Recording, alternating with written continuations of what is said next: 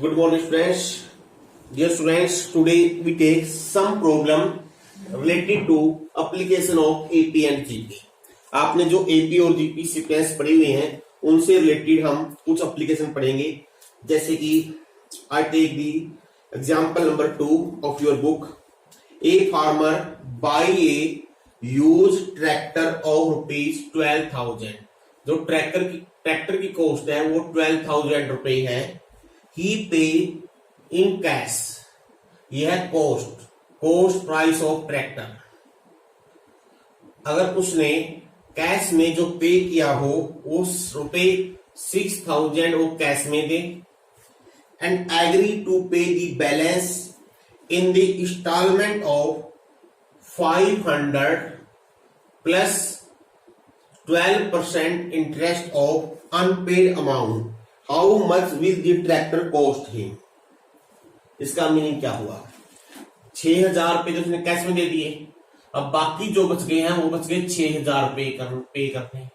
अब 6,000 वो कैसे पे करेगा? 500 रुपए पर इंस्टॉलमेंट. अब 6,000 को अगर 500 से डिवाइड कर दें तो हमारी बन गई 12 इंस्टॉलमेंट. अब इसको कैसे पे करना है? इंस्टॉलमेंट के द्वारा.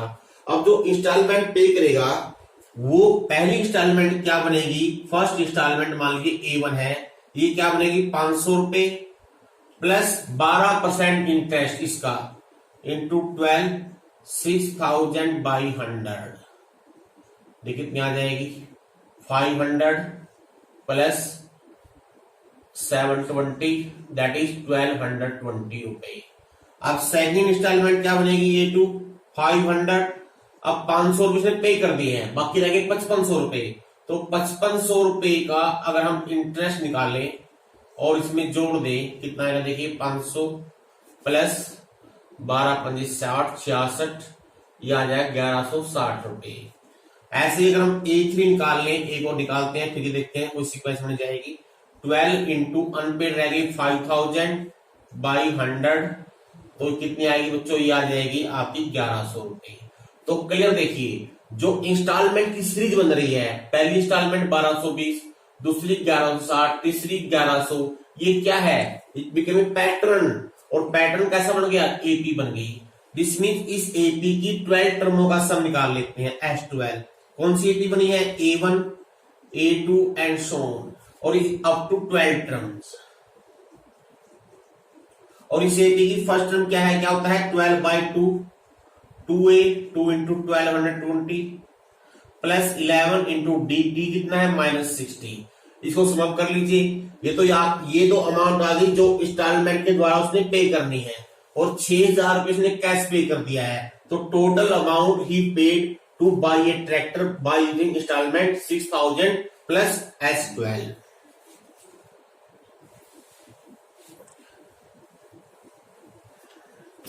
नेक्स्ट देखते हैं. Difference between any two consecutive angle of a polygon is 5 degree. किन्हीं पॉलीगन के दो कंजेक्टिव एंगलों का डिफरेंस अगर 5 डिग्री हो और स्मॉलेस्ट एंगल 120 डिग्री हो, find the number of sides of the polygon. Polygon की सभी साइड्स का जोड़ क्या बनेगा? अब देखिए इसका मीनिंग क्या हुआ? मान लीजिए स्मॉलेस्ट एंगल ये है, अगर ये 120 डिग्री है, इससे नेक्स्ट कितना बनेगा? 125 डिग्री. इससे नेक्स्ट कितना बनेगा? 130 डिग्री.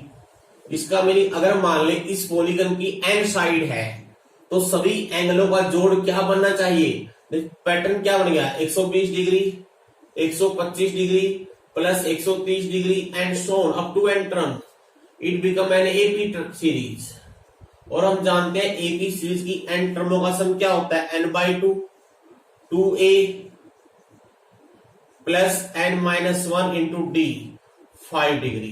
तो you get this value is 240 plus -5, 235 degree plus 5n. चलो डिग्री हटा देते हैं. अंडरस्टूड डिग्री के अंदर एंगल ये तो होगा sum of this angle by using this series. इसके अलावा आप ये जानते हो अगर किसी पॉलीगन की एन साइड है तो सभी एंगलों का जोड़ क्या होता है? जो आपने लोअर क्लास में पढ़ा हुआ है n-2 into 180 degree. sum of all angle in a polygon of n sides, sum of all angle n minus 2 into 180 degree, यानी इस वैल्यू को आप n minus 2 into 180 डिग्री के बराबर रख दीजिए और यहां से फिर आपकी वैल्यू n की कैलकुलेट कर लीजिए।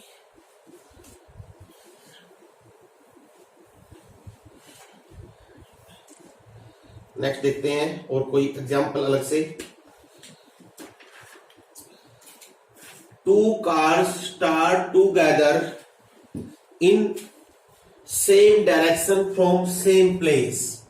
दो कार एक ही प्लेस से एक ही डायरेक्शन में स्टार्ट करते हैं हम हमारी ए प्लेस से। The first go with a uniform speed, जो पहली गाड़ी है वो यूनिफॉर्म स्पीड से चलती है 10 km/h से। सेकंड गाड़ी है जो वो स्टार्ट होती है, इनिशियल जो स्पीड है उसकी है, ये तो है इसकी यूनिफॉर्म स्पीड पहले की, और यह पहले की initial velocity in the first hour, यानी 1 घंटे तक वो ई स्पीड चलती है फॉर द फर्स्ट आवर। और उसके 1 घंटे बाद क्या करता है, 1 घंटे के बाद for each hour he increase the speed by 1 km। जो नेक्स्ट ओवर होगा उसकी स्पीड बन जाएगी 8 + 1/2 km/h, ये नेक्स्ट ओवर तक बनेगी। और उसके फिर 1 घंटे बाद स्पीड बन जाएगी 8 + 1/2 + 1 मीन बन जाएगी 9 km एंड सो। इस तरह से दूसरी गाड़ी हर घंटे के बाद अपनी स्पीड ½ किलोमीटर बढ़ा लेती है। यानी हम ये कहें पहले घंटे में चलेगी वो 8 किलोमीटर, दूसरे घंटे में चलेगी 8 + 1/2 दैट इज 17/2 km, तीसरे घंटे में चलेगी 9 km, इससे नेक्स्ट घंटे में चलेगी 9 + 1/2 19/2 km एंड सो ऑन। अब हमारा क्वेश्चन क्या है, how many hour will second car overtake the first car if both the car stop go non stop. अगर दोनों गाड़ी बगैर रुके चलते रहे, दूसरी गाड़ी पहले को कितने घंटे के बाद क्रॉस कर जाएगी। अगर हम ये मान लें दूसरी गाड़ी पहली गाड़ी को n ओवर्स के बाद क्रॉस करेगी, n ओवर्स के बाद, ये n ओवर में तो मिल जाएगी। इसका मीनिंग क्या हुआ, n घंटे में जितनी दूरी ये तय करेगी उतनी ही पहली तय करेगी। और पहली गाड़ी n घंटे में कितनी दूरी तय करेगी, ये तो यूनिफॉर्म स्पीड है, ये तो 10n हो गया। और दूसरी गाड़ी क्या करेगी, n पहले घंटे में, दूसरे घंटे में ये, तीसरे में ये and so on up to n terms. अब ये बन गई हमारे पास कौन सी sequence, AP sequence. AP sequence की n टर्मों का sum n/2 2a + n - 1 into dd है 1/2, ये 10n के बराबर है, n से n कट गया। अब यहां से हमने क्या करना है, n की वैल्यू निकाल लेनी है, + n - 1 इंटू 1/2, 16 को उधर ले आइए, इधर 4 रह गया, 1/2 से मल्टीप्लाई कर दीजिए तो n की वैल्यू 9 आ जाएगी। दिस मीन्स 9 ओवर के बाद पहली गाड़ी को दूसरी गाड़ी क्रॉस कर जाएगी।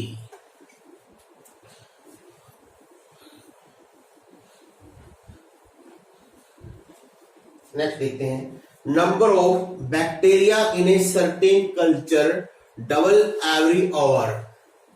किसी कल्चर के अंदर बैक्टीरिया हर एक घंटे में डबल हो रहे हैं। If there were 30 bacteria in present, मान लीजिए इनिशियली जब हमने काउंट किए 30 थे, तो अगले घंटे में कितने हो जाएंगे, डबल इसका 30 × 2, उससे नेक्स्ट घंटे में कितने हो जाएंगे 30 × 2 का स्क्वायर एंड सो ऑन। अब यहां पर क्वेश्चन ये है, how many bacteria will present at the end of 3 hour. This means it get a sequence, it is your GP sequence. तो थर्ड आवर A3 निकालना है, तो A ये हो गया, R हो गया 2, A3 आएगा AR स्क्वायर 30 × 2 का स्क्वायर। फोर्थ आवर में निकालना है, A4 निकाल लीजिए AR3, nth आवर में निकालना है AN निकाल लीजिए AN की पावर ARN की पावर n-1, A means 30, 2 की power n-1, that is the answer. At the end of each year, the value of a certain machine has depreciated by 20% of its value at the beginning of that year. If the initial value was 1250 find the value eight the end of 5 years। इस question का meaning क्या है, जो next हम example पढ़ रहे हैं, किसी प्रोडक्ट की जो वैल्यू है हर साल के शुरुआत में पिछले साल की शुरुआत से 20% कम हो जाती है। अगर किसी प्रोडक्ट की वैल्यू शुरू में 1250 रुपए हो तो 5वें साल के एंड में कितनी रह जाएगी। देखिए प्रेजेंट वैल्यू दे रखी है, ये प्रेजेंट वैल्यू क्या है प्रोडक्ट की, 1250 रुपए। अब जो पहला साल होगा, value of that product after 1 year, यानी पहला साल खत्म हो गया, नेक्स्ट ईयर शुरू हो गया, तो कितनी रह जाएगी, 1250 में से 20% कम हो गई, ये 20वां हिस्सा चला गया, कितना रह गया, 80वां हिस्सा, 80/100 रह गई, यानी 1250 इंटू 4/5 रह गई। आफ्टर 2 year कितनी रह जाएगी, 1250 4/5 का स्केल हो जाएगा, बस सिंपल वे। आफ्टर 3 year कितनी रह जाएगी, 1250 4/5 की पावर 3 रह जाएगी। आफ्टर 4 year 1250 4/5 की पावर 4 हो जाएगी। आप क्या पूछा हुआ क्वेश्चन के अंदर भी, 5 सालों के बाद आफ्टर 5 year 1250 इंटू 4/5 की पावर 5, दैट इज आंसर। 5 साल के बाद तो उसकी कीमत है इतनी रह जाएगी।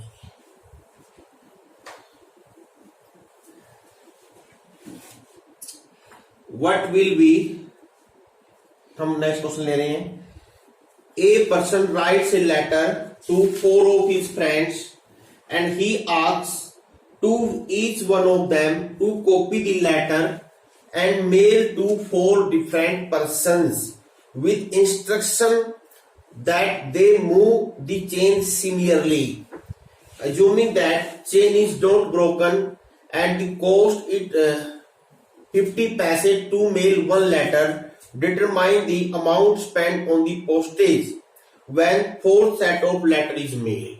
Again I repeat this question।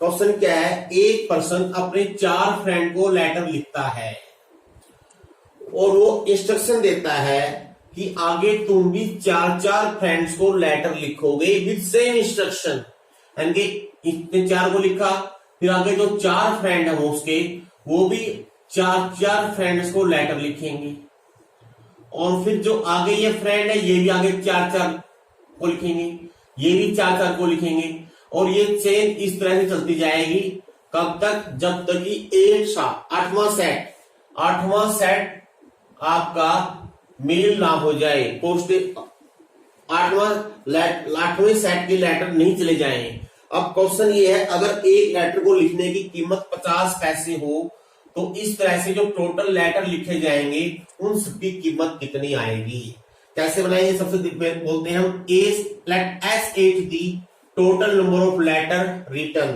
पहले केस में कितने लेटर लिखे गए, 4, दूसरे केस में कितने बनेंगे, 4 की पावर 4 इंटू 4 इंटू ये 4 लिखेगा, 4 ये, उसके बाद क्या लिखे जाएंगे, 4 की पावर 4।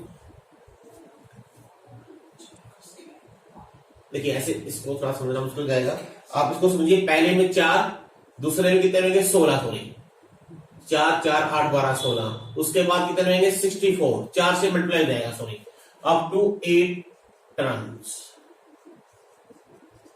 हम गलत करके पहले ने 4 लिखे, फिर 4 पर्सन है वो, क्योंकि पिछला हमने ऐड करना है, अब ये 16 बन गए, अब फिर यहाँ 4 4 जब लिखे जाएंगे तो 64 बन जाएंगे।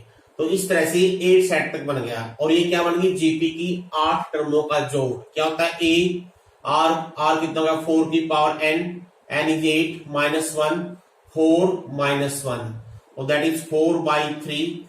नाउ उसको सिंप्लीफाई कर लेना, 4 की पावर 8, ये आ जाएगा 6 5 5 3 6 -1, दैट इज 4 की पावर 3 इंटू 6 5 5 3 5, और को सिंप्लीफाई कर लोगे 87380 ये नंबर ऑफ लेटर है। तो टोटल कॉस्ट आ जाएगी 50 पैसे के रुपए बनाइए 1/2 इंटू 87380, तो that is after calculation it become 43690 रुपए। यानी इतने रुपए के लेटर टोटल मेल हो जाएंगे जब हमारा 8वां सेट मेल होगा।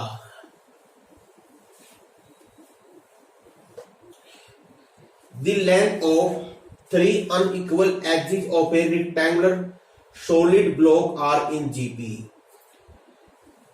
The volume of the block is 216 centimeter cube and total surface area is 252 centimeter square. Find the edge of largest edge. Question क्या है, एक सॉलिड ब्लॉक है रेक्टेंगुलर ब्लॉक जिसके 3 एजेस दे रखे हैं जो 3 अनइक्वल हैं, दे फॉर्म में जीपी। ब्लॉक में सॉलिड ब्लॉक जैसे रेक्टेंगुलर ऑक्यूपाइड होगी, जैसे मान लीजिए रूम है तो रूम के 3 एज दे रखे हैं, एक लेंथ ब्रेथ हाइट, और तीनों कैसे हैं, जीपी में है, और जिसका वॉल्यूम दे रखा है कितना 216 सेंटीमीटर क्यूब। और आप जानते हो अगर जीपी में 3 टर्मों का प्रोडक्ट दे रखा हो तो हम टर्म में लेते हैं, मान लीजिए पहला एज है ए बाई आर, साइड मान लीजिए, दूसरा है ए, तीसरा ए आर, तो वॉल्यूम क्या होगा A R into A are 216, तो ए क्यूब आ गया 216, यहां से ए की वैल्यू आ जाएगी 6, ये सेंटीमीटर में है तो सेंटीमीटर आ गया। और total surface area is also given. अब टोटल सरफेस एरिया क्या होता है, अगर एल बी एक्स हमारे पास लेंथ ब्रेथ हाइट है तो होता है 2 into L B plus B X plus L X equal to, it is given you 252, तो दिस मीन्स 2 इंटू, तो यहां पर है ये एल मान लो, ये बी एक्स क्या हो गया A by R into A plus A into A R plus A by R into A R equal to 252। अब आपने क्या करना है, यहाँ पर ए का मान रख देना है, ए स्क्वायर से कॉमन आ जाएगा, ए स्क्वायर मीन 6 का स्क्वायर हो गया, तो क्या उसके अंदर 1 प्लस 1 बाई आर प्लस 1 252। यहां से सोल्व करके आपने आर का मान निकाल लेना है और फिर आर की वैल्यू पुट कर देंगे, ए की वैल्यू पुट कर देंगे, तो आपके पास तीनों एचेज आ जाएंगे। इसके साथ ही ये एक्सरसाइज भी आपकी कंप्लीट हो गई है। अब आपने